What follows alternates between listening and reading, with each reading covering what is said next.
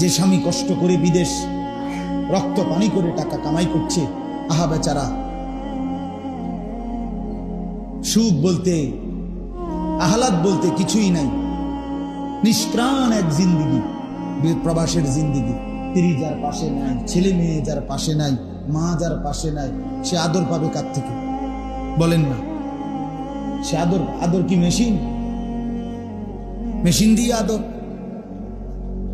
তাহলে সব কিছু ছেড়ে শুধু বিবি বাচ্চার একটু সুখের জন্য যে মানুষটা 12 বছর 18 বছর বিদেশের জমিনে পড়ে আছে, কষ্ট করে জীবনের সবটুকু দিয়ে টাকা পাঠাচ্ছে, তার ছেলেও নামাজ পড়ে না, মেয়েও নামাজ পড়ে না, স্ত্রীও যদি পর্দা না করে, তো এই বেচারার জীবনের অর্জন কি?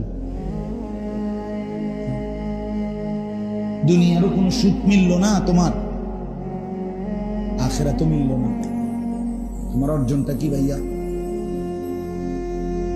বলে?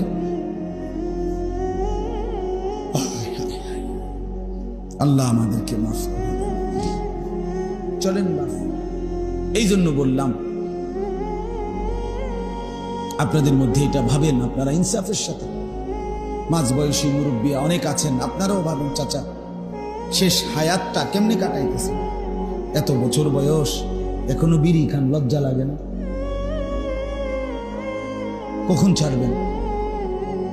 এত বড় হায়াত হয়ে গেছে, এখনো দাড়ি কাটেন, শরম লাগে না?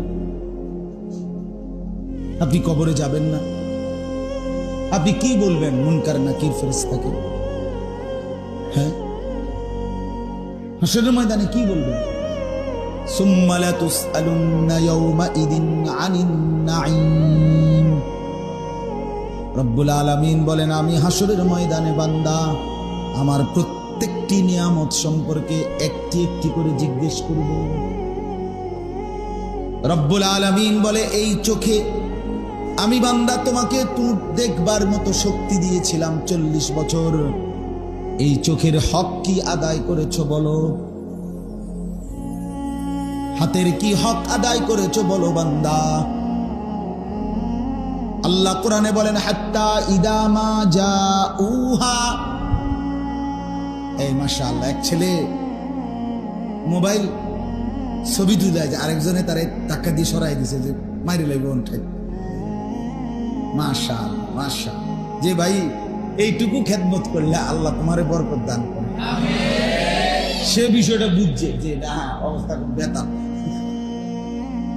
এই হুজুর বড় পাগলা হুজুর। মাশাআল্লাহ মাশাআল্লাহ। সব